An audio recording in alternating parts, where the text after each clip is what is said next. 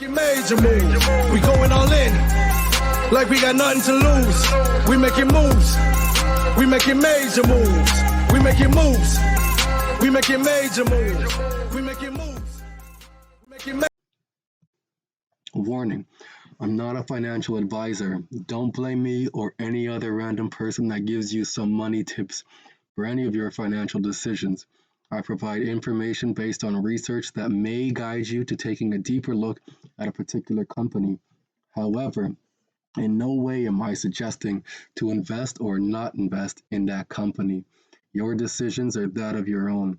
I present information that is readily available on the internet, and I piece together the story to create and provide a more holistic concept to create a bigger picture. This information is for educational purposes only. Ultimately, I'm a guy in a Spider-Man mask, and you should not take financial advice or information from me. You know what sucks? When you have to do a take two after you have done such a good video. Anyways, I want to thank you guys for joining me. Good morning, good evening, good afternoon, Guten Morgen. My partner is German, so I know absolutely nothing of German other than that. I would like to use like Babbel, or whatever those apps are. I'd like to learn Spanish and German and a few languages actually, especially German though. My lady's German. But I want to take the time to, I guess, introduce you guys to myself, who I am, the person behind the mask. I'm not taking it off. My first name is Spider, last name Man, but I also go by Mr. Man. You'll see that's my handle on Twitter. I work in the aviation industry. I've been in the aviation industry for 5 years now. I went to a Georgian college in Southern Ontario. You can just Google that and you'll see where that is. It's a 3-year advanced program there, where it's a management course. So in terms of the banking industry, I'm legitimately learning on the fly with you guys.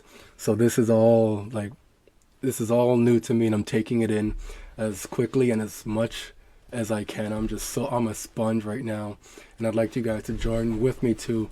There's a lot of people out there who know about the industry, but if you're new into this industry like me, and trying to tie that into cryptocurrency as well, we're in for a wild ride, you know.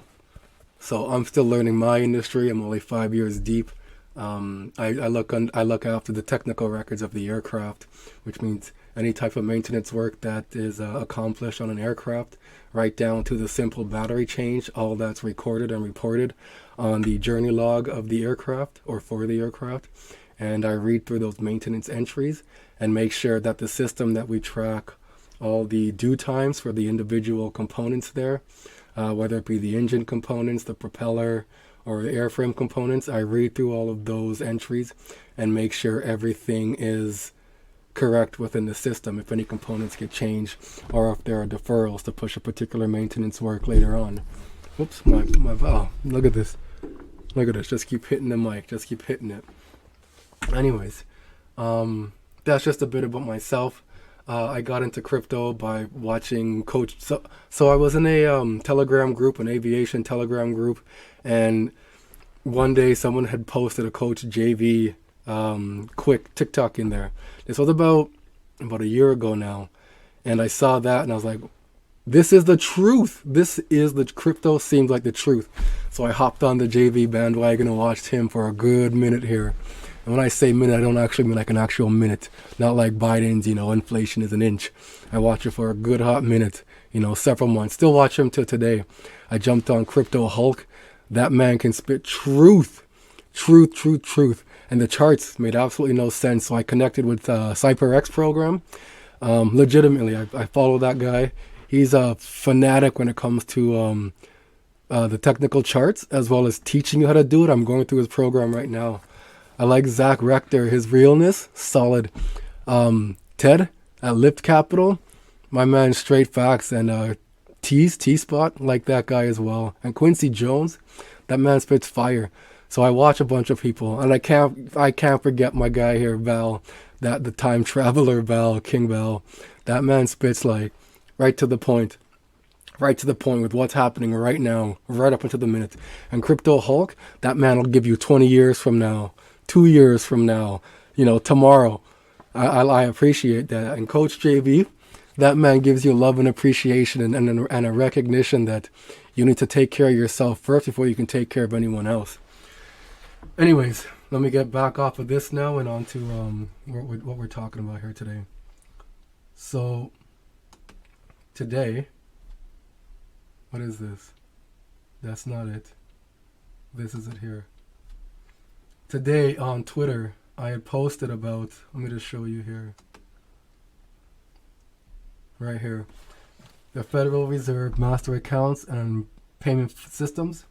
And then down here, I had posted here from the American Banker, the Fed's master account list is coming, but banks still want to know ... All right. What do banks want to know? What do they want to know? So what is a master account? A master account is the record of financial rights and obligations of an account holder and the administrative reserve bank or any other reserve bank maintaining a master account identified in Operating Circular 1. So at this point, what I would do is go and highlight Circular 1 for a master account and figure out what that operating circular is about, because that'll give me more insight into what they are talking about here, into what that is. We have circulars in aviation too, where it says, hey, this is changing, you need to hop on this now and do this here.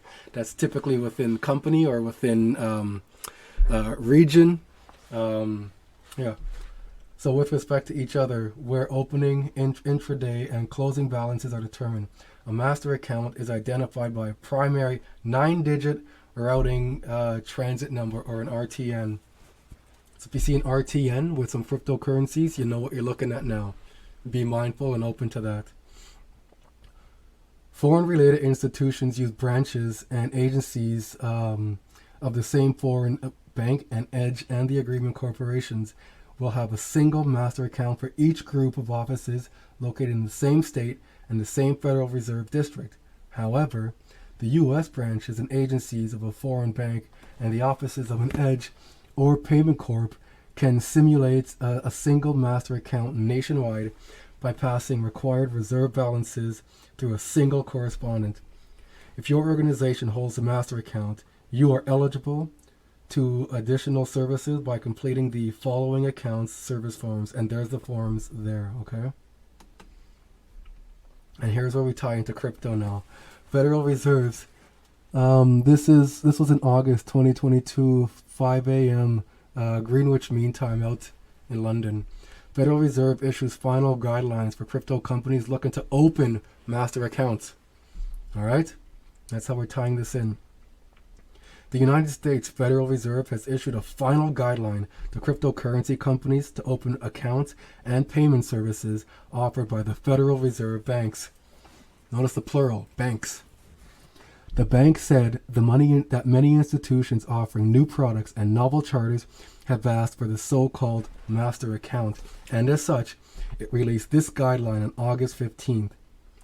Remember that date, August 15th.